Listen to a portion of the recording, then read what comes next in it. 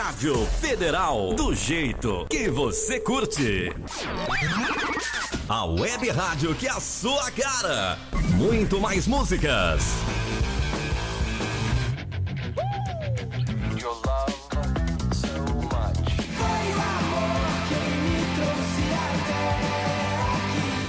Somos o Mais Que Palavras e o nosso som toca aqui na Rádio Federal. Muito mais conteúdo. Programa Brasília VIP Sertanejo. Programa conectado ao poder. Um pingo de tudo. Programa Panela do Michel.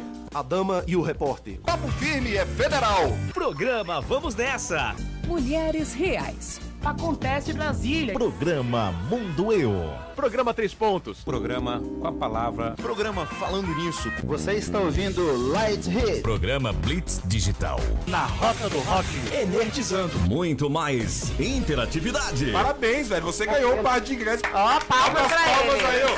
Sonoplasta inútil. Ganharam ingressos aí duplos. A Rádio Federal é do jeito que você curte. Para o Vanderlei Luxemburgo, o programa 3 Pontos é... Eu gosto dele. Acho que ele consegue ver jogo e consegue passar para quem está em casa o que está acontecendo no jogo. Para mim é melhor.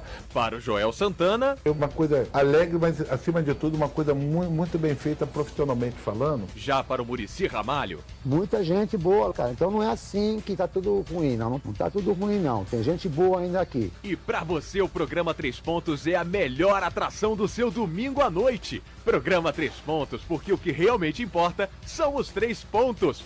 Irreverência, bom humor e, claro, muito futebol. Programa 3 Pontos, todo domingo às 9 da noite, aqui na Rádio Federal.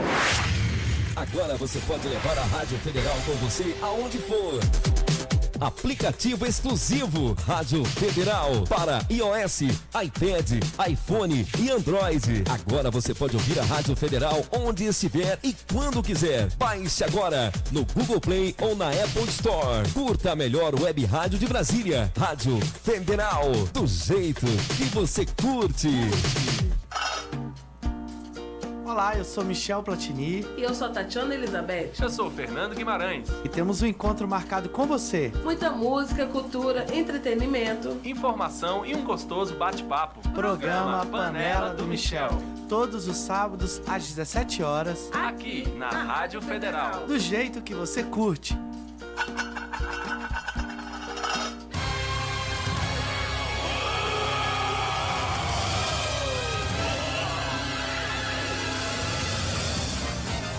Amantes dos quadrinhos, desenho, cinema, games, agora você sabe onde encontrar sua turma. Energizando, comigo, Nestábulo Ramos, todos os sábados das 10 ao meio-dia, aqui na Rádio Federal.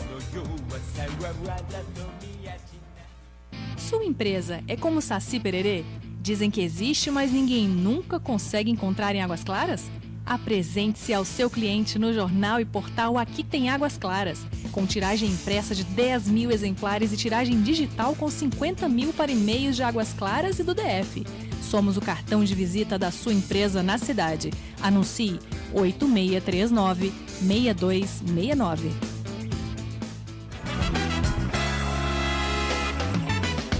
Ei! Eu estou na área, hein? Todas as quartas, às 14 horas, eu, Mr. Pingo, trago pra você o programa Um Pingo de Tudo. Isso mesmo, Um Pingo de Tudo. Arte e cultura cristã de qualidade, aqui na Rádio Federal, do jeito que você curte. Todas as quartas, às 14 horas, Um Pingo de Tudo. Rádio Federal, a melhor web rádio de Brasília. Aô, galera do chapéu! Eu sou Eveline Ogawa e quero convidá-los para estarem conectados todas as quartas, das 17 às 19 horas, no programa Brasília VIP Sertanejo, aqui na Rádio Federal. Seja um parceiro do projeto Rádio Federal, a rádio web que mais cresce em Brasília. Anuncie. Ligue 61 8451 5111 ou 3522 6759. Rádio é Federal. Programa Blitz Digital.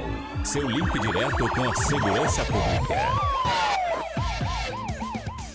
Bom dia, meus amigos. No ar o programa Blitz Digital. Eu sou o Olavo Mendonça. E eu sou o Aguiar.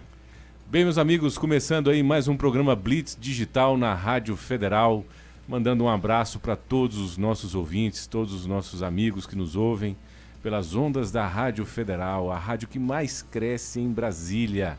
Para você nos ouvir ao vivo toda sexta-feira de 10 às 11 da manhã, é só você acessar o site da Rádio Federal, www.radiofederal.com.br, ou baixar um app, né? Baixar o seu app no seu celular.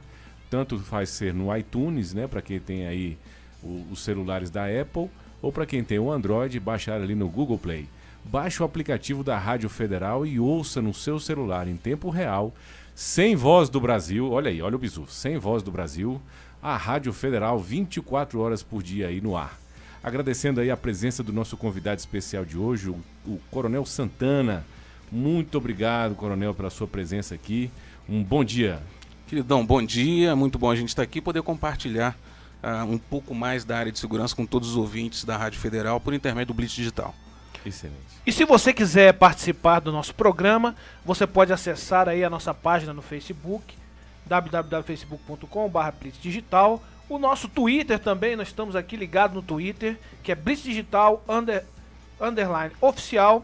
E você pode participar ao vivo aqui com a gente e concorrer a 2 ingressos. Olha aí. Para o Drive-In. Hoje o Blitz Digital sorteando 2 ingressos para o Drive-In. Se você quer participar, comente, participe aqui com a gente nas nossas redes sociais. E o ganhador aí, né, ou os ganhadores desses 2 ingressos para o Drive-In, a gente vai divulgar no próximo programa. Agora nosso assunto é o assunto da semana.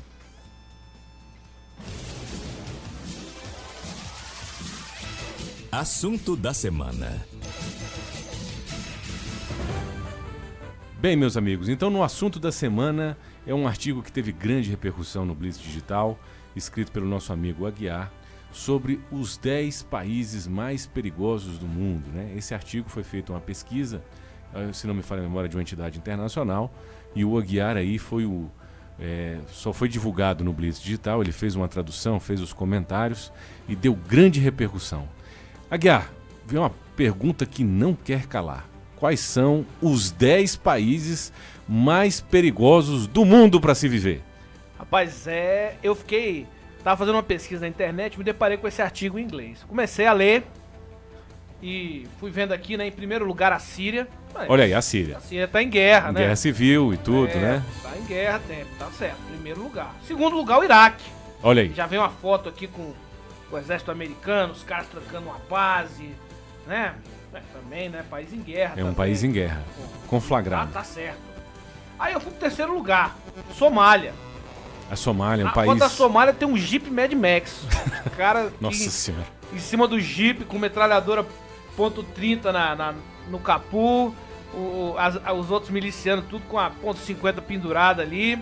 Isso que não é igual em Serra Leoa, né? Que Serra Leoa eles gostam de cortar a cabeça das pessoas e botar no capô, né? Não, aqui não tem cabeça, tem só a metralhadora e a milícia. Falei, bom, tá certo. Um país violentíssimo também. País muito violento. Aí em quarto lugar vem o Afeganistão. Ah, o Afeganistão. Justo, né? Também passou em guerra agora, acabou de sair do conflito. Teve a invasão da União Soviética. Não consegue estabilizar politicamente, tropa americana em solo. Rapaz, esses países são perigosos. A Al-Qaeda tem bases dentro do país. Aí em quinto lugar, Sudão. Mas o que surpreendeu mesmo foi o sexto lugar dessa lista, que é de um site internacional. Que é o nosso glorioso, idolatrado, pátria amada, salve, salve Brasil. Olha aí. Impressionante. Nós somos então o sexto país, de acordo com a lista desse mais violento do mundo. Engraçado, a gente não tá em guerra declarada, tá? Não. Não. E como o artigo é um pouco antigo, os caras falam que as nossas taxas de homicídio chegavam a 40 mil por ano. Ah, pobres. Americano. Talvez a gente já esteja até melhor no pobres gringos desinformados. Não, é porque ele era o artigo antigo. E ainda a gente colocou aqui a esperança que as coisas estivessem melhor em 2016, porque a gente botou isso já tem um ano que esse artigo tá no ar. Mas a gente tava com 40 mil homicídios, já chegamos a 55 mil. Parece que as coisas só não pioraram. estão melhorando. Não, só estão piorando. E é engraçado que a visão que os estrangeiros têm do país é muitas vezes deturpada. A gente concorda com isso. Eles têm uma visão ali estereotipada do nosso país. Mas tem algumas coisas que realmente eles não têm noção. Então, quando a gente viaja para os locais onde tem turista, que não é o caso de Brasília, né, Coronel? Não, nenhum. Aqui em Brasília, não realmente, para ver um turista aqui é mais fácil turista achar uma nota de $100 no chão. Mas, locais que tem turistas, né, geralmente Rio de Janeiro, Salvador, Fortaleza, e a gente vê eles andando despreocupadamente ali, com uma câmerazinha de $10 mil, né, cheio de ouro. E aí o gringo, né, para poder se dizer que tá, né, enturmado, então ele coloca aquela roupinha, aquela camisa florida havaiana, né, aquele shortinho com as canelas ali de fora, um chapeuzinho, e começa a querer se disfarçar andando de mochila, aquela mochila lá de fazer montanhismo, né, no meio da galera ali. Então ali, geralmente, até o pivetinho de 5 anos já vê que é um gringo dando mole, e ele já tem um ganho fácil. Então hoje, a explosão de violência do nosso país, que nós estamos denunciando no site Blitz Digital há 2 anos, nosso site completou 2 anos no ar, quantos acessos aqui? Mais de 1 milhão, graças a Deus. 1 milhão de acessos em 2 anos, completamos graças a Deus. E nós estamos denunciando esse massacre, esse genocídio da população civil pelo crime e pela impunidade. Lembrando que a gente sempre gosta de falar que as estatísticas oficiais não correspondem à realidade. Porque nós temos aquela famosa... O buraco negro, mancha negra, né? Cifra negra... É aquele buraco que as estatísticas não entram, né? O que é isso? São os locais onde, por exemplo, não se chega à internet, onde a segurança pública não tem estrutura mínima, no interiorzão do Brasil, lugares de fronteira.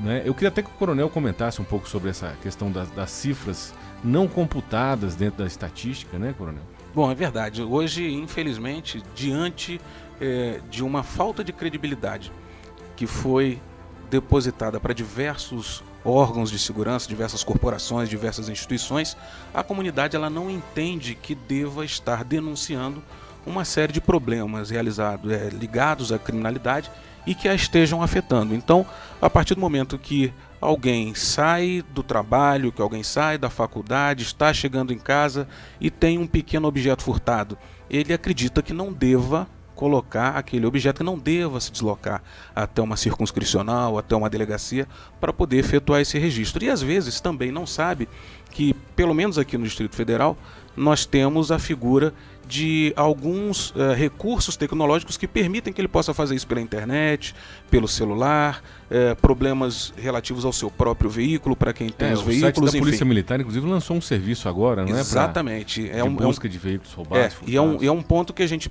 pode mencionar para essas pessoas, né, dizendo que é um serviço que pode ser acessado, que deve ser acessado, que aproxima a comunidade da polícia, uma vez que nós sabemos também que em determinadas regiões, em áreas do Distrito Federal, é muito distante a pessoa se deslocar, é muito distante para a pessoa se deslocar para poder efetuar aquele registro. Então, esses recursos tecnológicos, principalmente disponibilizados pelo celular, que quando a Polícia Militar passar a fazer o registro de ocorrência também, esse problema vai diminuir? Vai diminuir bastante porque, enquanto policial militar, enquanto uma categoria que pode entrar em áreas onde se considera que existe vulnerabilidade em relação ao crime, eu levo aquele serviço à comunidade. Então eu tenho profissionais capacitados para chegar à porta da minha casa que podem me prover desse tipo de serviço. E em comunidades, por exemplo, que não são tão favorecidas social e economicamente, como é que eu vou sair 3 horas da manhã para poder fazer um registro de crime? Né? É mais fácil a polícia ir ao local e colher esse boletim de ocorrência do que a pessoa ali. Nós visitamos recentemente, né, um local que fica ali numa área mais isolada, ali na subida de Sobradinho, indo para Planaltina, né, naquela região lá onde tem aquelas grandes empresas, né, mineradoras ali de cimento, que é a Vila da Mata, né, que é um local muito isolado do DF. Inclusive ali é um dos poucos lugares que tem turistas, né? Vem o pessoal do mundo todo para visitar aquelas grutas ali.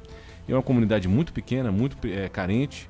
E ela está mais ou menos ali uns 30 quilômetros de distância de qualquer coisa que possa se utilizar aí para fazer registro. Pois é, e aí eu queria só lembrar essa excelente colocação que você fez, que é um triângulo que a gente acaba desenhando.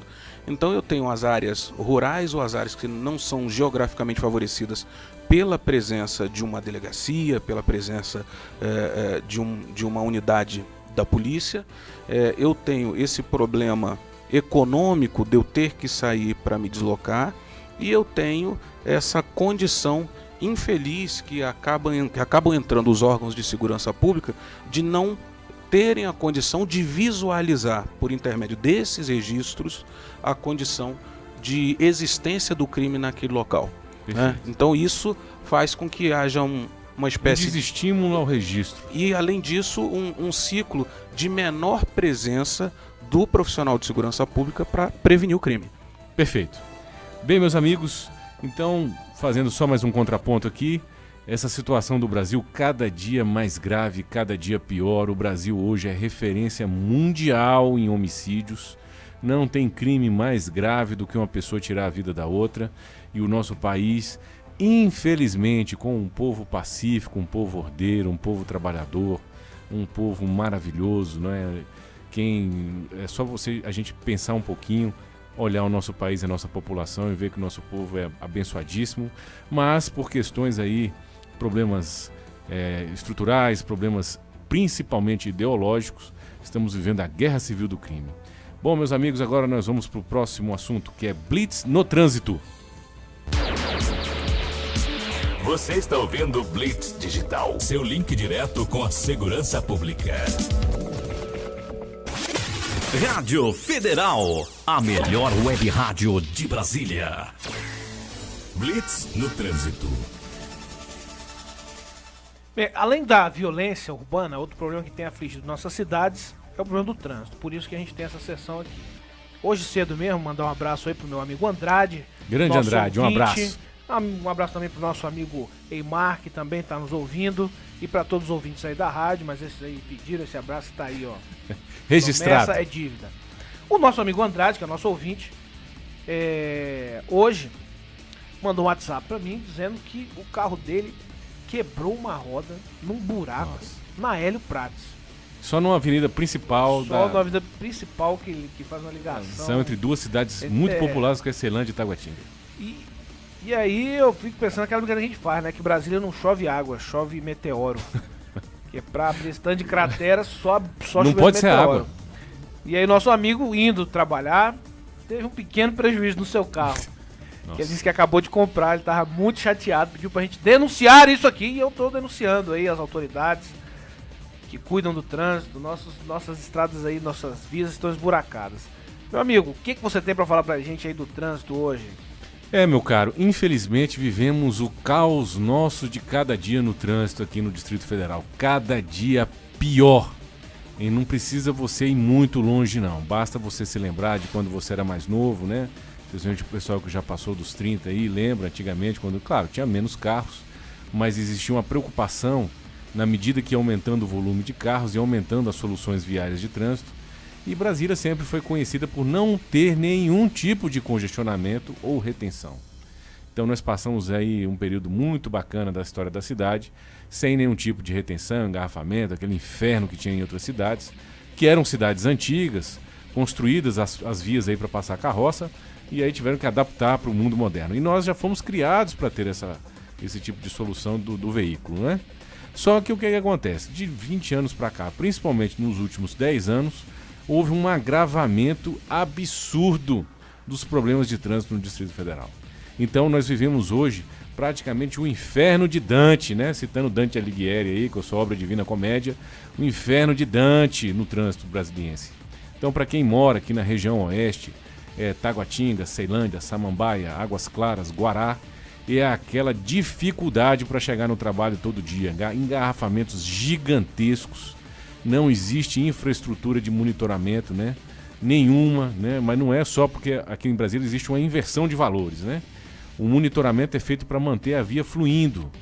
Então, normalmente, vias arteriais, como a IPTG, como a estrutural, como a Estrada Parque do Bandeirante, né? Essas vias que ligam a área oeste aí ao centro, elas deveriam ser 100% monitoradas e com equipe de guincho, de socorro médico, 24 horas de prontidão. Porque o veículo que quebra numa rodovia dessa, no horário de pico, ele vai causar um engarrafamento ali de quilômetros. Tem gente que não consegue sair de casa porque não consegue, a frente da casa já está engarrafada. Diz que em Águas Claras aqui onde a gente está é comum o engarrafamento começar dentro das garagens. Isso aí. Porque as pessoas não conseguem sair de dentro das garagens. Porque o trânsito não escoa.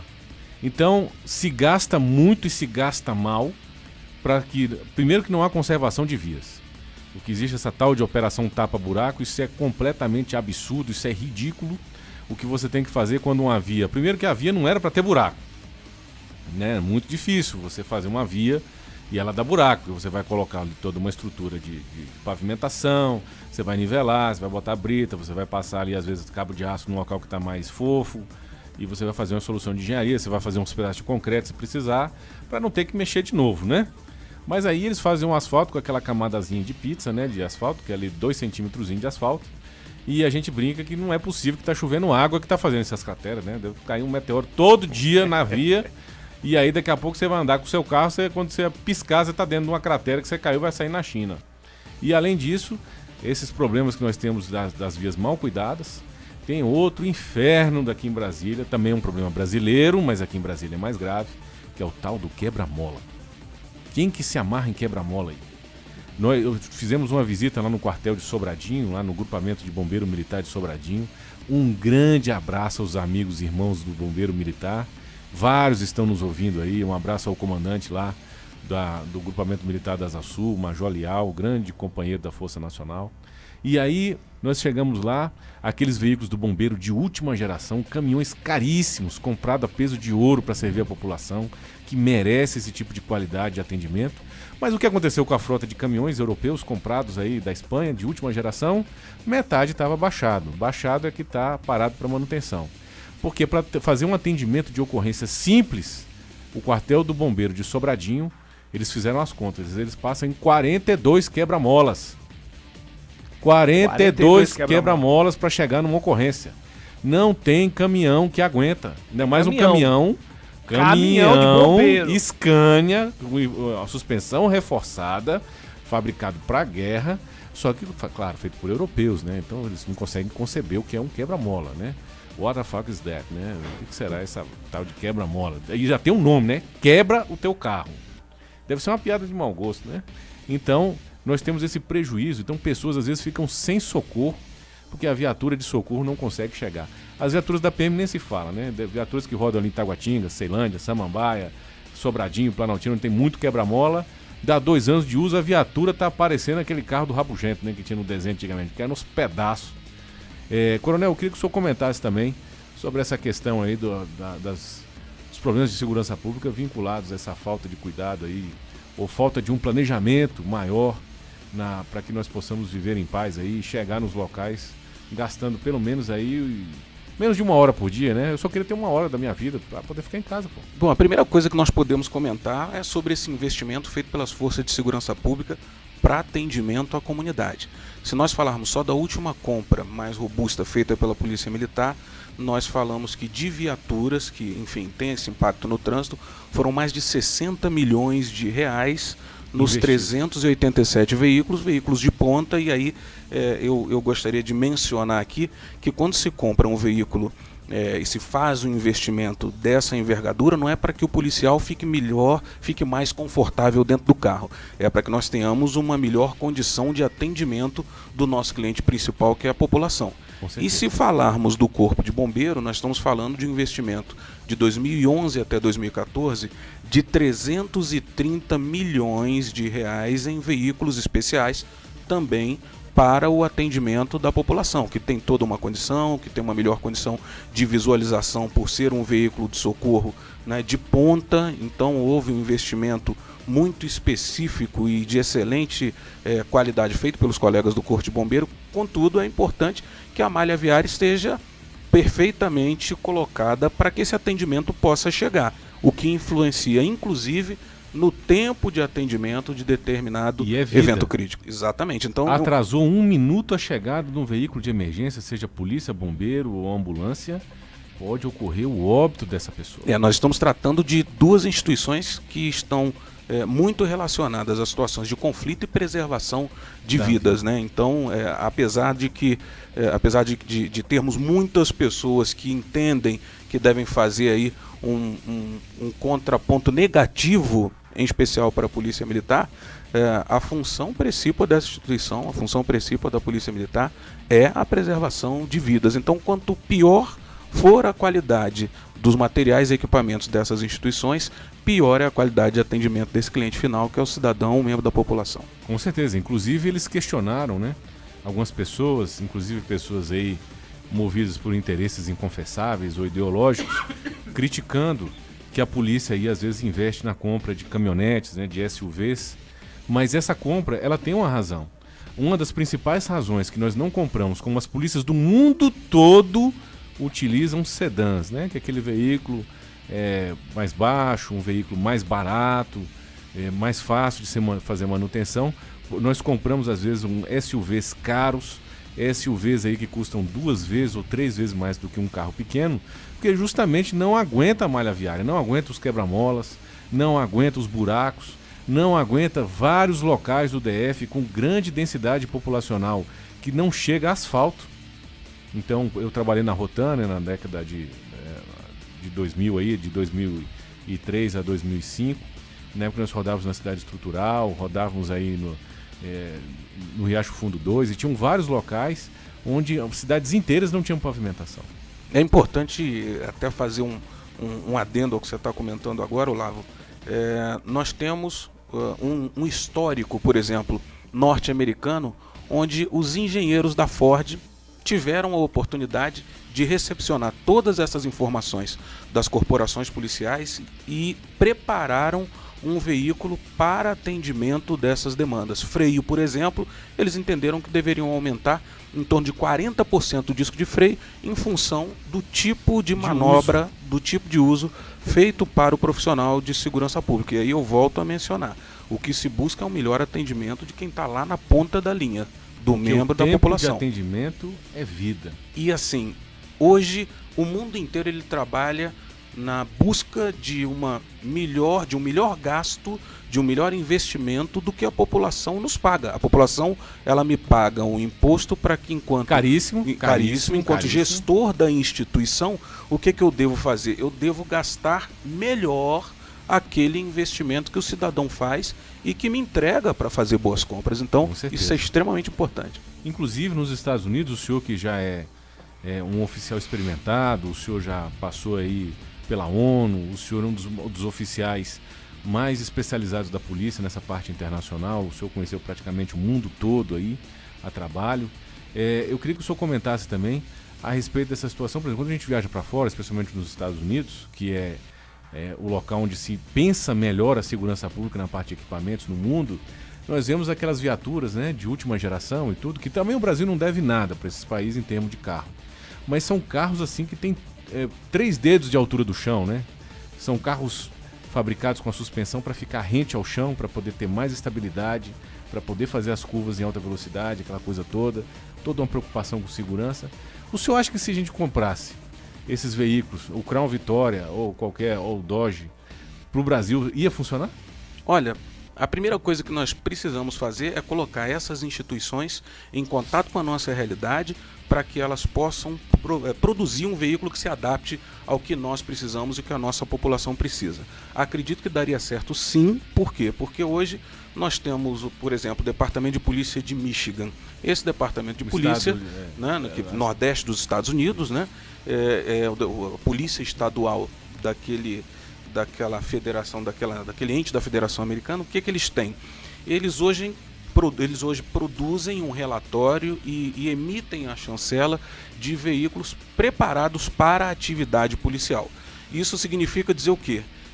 Eles entregam para 150 ou mais estados, 160 ou mais departamentos de polícia, grandes ou pequenos, uma informação acerca do veículo que deve ser entendido como um veículo policial, tanto para, a velocidade que aquele veículo pode ter, o tipo de freio, o tipo de embreagem, a qualidade da proteção, a motorização, enfim, essas pessoas já estão totalmente vinculadas à produção de um carro, né, para a atividade, para a realidade da polícia. Né? É uma dificuldade nossa. Coronel, outra coisa que é importante, e que às vezes não se fala, é das condições de ergonomia para o policial. Sim. Não é? Porque se o policial está descansado, se ele está numa viatura mais confortável, com climatização, com recurso de segurança melhor, com maior conforto para dirigir, ele também vai estar mais descansado e mais atento para o atendimento das ocorrências. Não é assim que funciona? Exatamente. Inclusive eu tenho visto até que em colheitadeiras eles estão aplicando esses princípios para as pessoas que fazem a operação da máquina pesada ou que trabalham muito tempo dirigindo. Existe uma regulamentação do Ministério do Trabalho para todos os profissionais que trabalham acomodados em veículos. Isso vai para o motorista de ônibus, isso vai para o motorista de uma colheitadeira, mas existe um revestimento em torno das organizações policiais de um pensamento em que dizem o seguinte: bom, por ser policial, ele não precisa disso. Pelo contrário, esse pensamento ele tem que mudar rápido, porque o que eu devolvo para a população, em termos de qualidade de serviço, depende disso. Quanto menor for o meu estresse, quanto melhor forem as minhas condições de acomodação, quanto maiores forem as minhas condições psicofisiológicas, melhor eu consigo atender a um cidadão que precise de mim. E é isso que a população necessita. Então, enquanto policiais forem alijados desse processo, forem colocados à margem desse processo e se entender que eles devem ter condições de trabalho que não mereçam ser pesquisadas, pior o atendimento da população. Com certeza. E o senhor acha que a malha viária nossa, ela conseguiria receber esses veículos americanos? Conseguiria, porque o último veículo que foi projetado e que foi exaustivamente pesquisado, ele foi projetado para condições on-road e off-road. E aí nós estamos falando do Ford Interceptor, tanto a SUV como o veículo sedã. E quando a Ford foi contactada e quando os seus engenheiros, como o seu departamento de marketing, que foi colocado para e é interessante, né, departamento de marketing para veículo policial da Ford, o que isso tem a ver? Isso eu também perguntei. O departamento de marketing foi buscar o que a população queria de um veículo policial, o que a população esperava disso. Então todo o projeto foi desenhado em cima disso. Então, quando nós temos pessoas que já têm essa expertise, não preciso reinventar a roda, claro, né? Muito bacana, né? Uma informação que a gente não tinha. E agradeço aí a presença do senhor nos brindando, né, com essas informações de primeira linha. Bem, meus amigos, agora nós vamos para um pequeno intervalo e voltamos daqui a pouco. Fique conosco. Um grande abraço. Você está ouvindo Blitz Digital, seu link direto com a segurança pública. Acesse nossa fanpage no Facebook, www.facebook.com/Rádio Federal.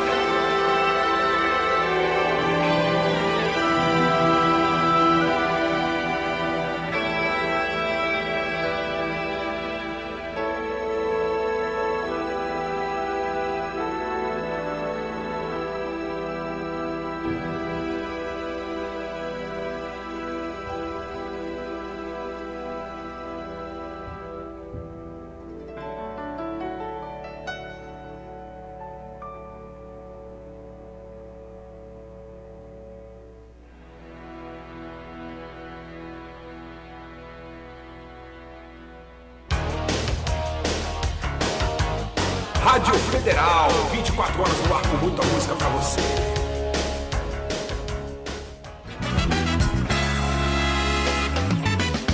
Ei! Eu estou na área, hein? Todas as quartas, às 14 horas, eu, Mr. Pingo, trago pra você o programa Um Pingo de Tudo. Isso mesmo, Um Pingo de Tudo. Arte e cultura cristã de qualidade, aqui na Rádio Federal, do jeito que você curte. Todas as quartas, às 14 horas, Um Pingo de Tudo.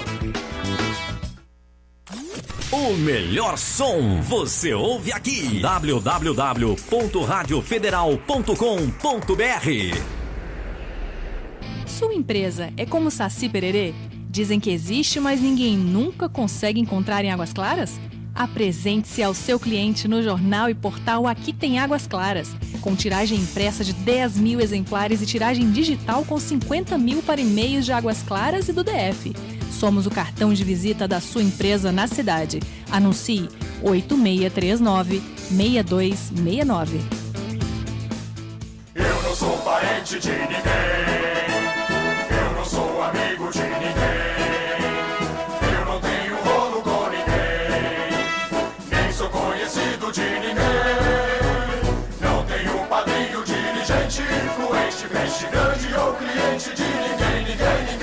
Para entrar no mercado publicitário, ou você tem quem indique ou quem ensine. Funil, propaganda na prática. www.funil.com.br. Seja um parceiro do projeto Rádio Federal, a rádio web que mais cresce em Brasília. Anuncie, ligue 61 8451 5111 ou 3522 6759.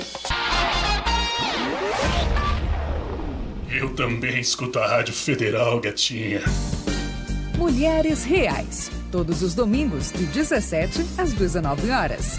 Diversão e informação num programa feito por mulheres, para mulheres e para os homens que desejam conhecer melhor o lado forte do sexo frágil. Programa Mulheres Reais, com Ana Paula Neves, Lu Conte e Kelly Couto. Aqui na Rádio Federal, do jeito que você curte.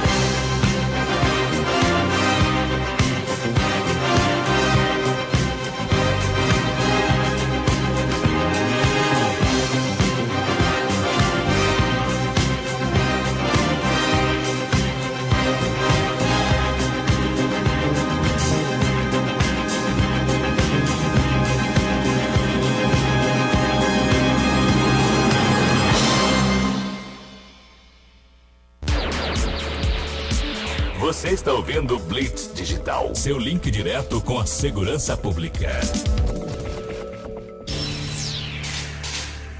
Blitz na entrevista. Pois é, gente, continua nosso programa aqui. Agora nós vamos entrevistar o nosso querido Coronel Santana, que nos deu o prazer de sua presença aqui hoje. Muito obrigado por o senhor ter vindo aqui, Coronel. A gente sabe como o senhor está ocupado, como o senhor tem trabalhado. E o senhor ter separado esse momento para estar com a gente aqui é uma grande honra e um grande prazer para o Blitz Digital. Não, a gente que agradece pela oportunidade de estar aqui, vocês darem um pouquinho de voz pra gente, né? Tudo que a gente escreve agora vira voz. Isso é bom demais, a gente fica muito satisfeito, eu que agradeço. Coronel, pra gente começar a entrevista, tem uma particularidade da carreira do senhor que eu acho muito interessante, que são as missões de paz. O senhor já teve várias missões de paz, né? Sim, três oportunidades. E como é que essa experiência, porque às vezes as pessoas perguntam, por que o policial tem que ir para uma missão de paz? Ele tem que ficar aqui na Ceilândia, né? A gente escuta isso às vezes da população. O senhor pode dizer como é que isso enriqueceu a sua experiência como policial, como se reverteu em benefício para a corporação?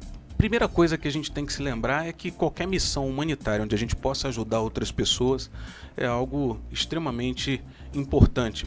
Não importa onde a pessoa esteja. Não importa onde a pessoa esteja. Então a gente já começa com uma missão humanitária. O segundo item é que a Polícia Militar do Distrito Federal, Brasília, de uma maneira geral, foi a precursora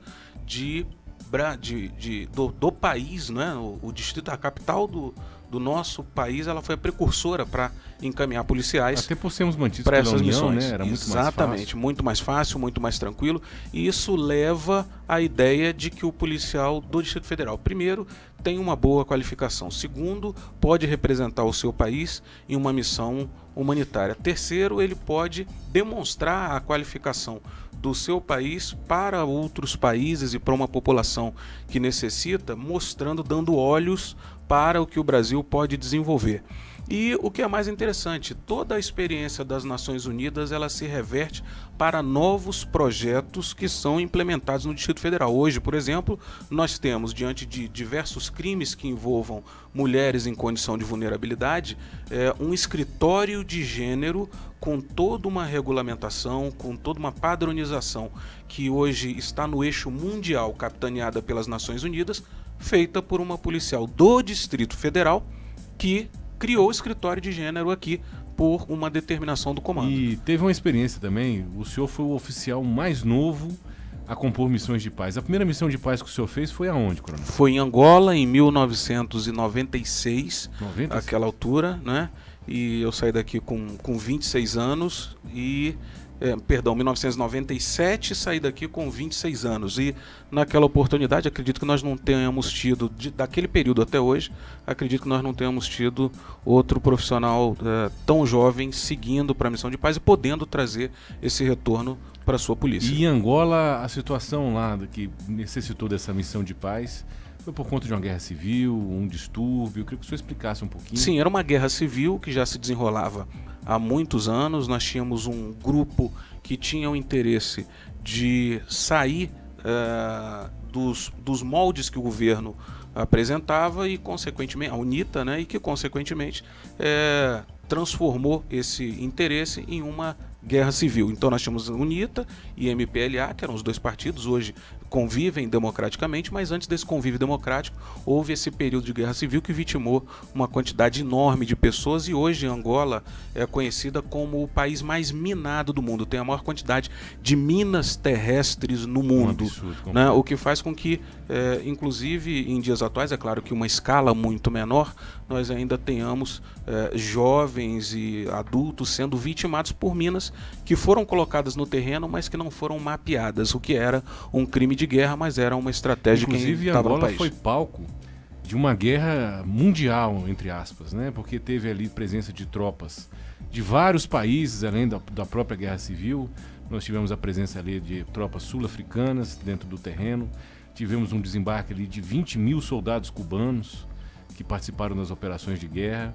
Eu queria que o senhor também comentasse sobre essa situação, né? Que houve ali países até da América Central, né, que países pequenos mandaram uma tropa de 20 mil soldados para um país que está tendo uma guerra civil, né? Que é uma guerra revolucionária. Sim, havia um interesse econômico brutal. Angola é riquíssima em petróleo, é riquíssima em diamante, é riquíssima em mercúrio. Então havia por trás desse desdobramento de tropas um interesse financeiro também bastante robusto. Então muitos dos países que ali estavam e que colocavam as suas tropas não tinham aquele viés humanitário ou viés de interesse de uma democratização do que acontecia naquele país, mas sim um viés econômico, e isso não de tem dominação, como ser né? E de dominação, exatamente. Até porque um desembarque de 20 mil tropas num país estrangeiro é uma coisa de grande monta, né? Grande monta, que exige um investimento poderosíssimo, em logística, né? Exatamente, exatamente. Suprimento, aviação. Exatamente, e tudo isso é muito relacionado a esse interesse econômico. Perfeito. E a segunda missão de paz que o senhor foi? Bom, foram duas em Angola, essa 97, depois 98. A primeira, UNAVEM, denominada UNAVEM pelas Nações Unidas, esse era o acrônimo que eles usavam, né? Depois MONUA, um outro acrônimo, foram períodos diferentes, porque no primeiro momento a verificação da missão, ou seja, o protocolo de Lusaka, que era o protocolo de paz que foi estabelecido, estava sendo implementado, então faria-se essa verificação. E um segundo momento, depois de verificado que o protocolo estava sendo cumprido, as armas estavam sendo devolvidas, as tropas estavam sendo desmobilizadas, o monitoramento de tudo aquilo.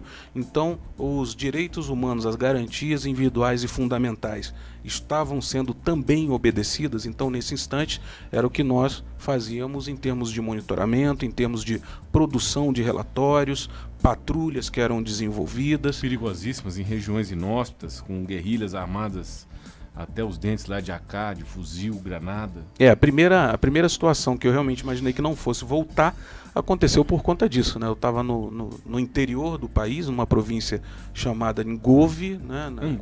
Ngove era o nome da cidade, a província era Huambo, na verdade, que era até denominada, era conhecida como Nova Lisboa, um lugar antes da guerra lindíssimo, né? Teve até uma nova ponte que foi reinaugurada agora, um lugar maravilhoso, mas também o lugar com o maior volume de minas terrestres. Então eu fui brindado com essa oportunidade de patrulhar no lugar com o maior volume de minas terrestres no mundo. Eu só gostava do senhor lá, hein? Não, me amavam. E nesse instante... Quando o senhor voltou, cara, ele voltou, cara. Voltei. Né? Então, eu fui brindado com essa oportunidade, também uma oportunidade de vida que me trouxe uma nova visão sobre conflitos e como trabalhar diretamente com a mediação desses conflitos, essa nova percepção de que realmente nós temos como resolver muita coisa no nosso país sem que chegue a esse nível de dilaceração social. Então, foi para mim, apesar de bastante jovem, mais um incentivo para continuar laborando na área de segurança pública. E depois o senhor foi para Timor-Leste, onde o senhor passou, infelizmente, aí o Coronel Santana estava no Timor-Leste, que é um país ali da Oceania, né? É um país também ex-colônia de Portugal e tudo, tem uma afinidade cultural conosco, brasileiros. E infelizmente o coronel ele presenciou um dos maiores massacres contra tropas policiais da história, né? A tropa policial do país foi massacrada.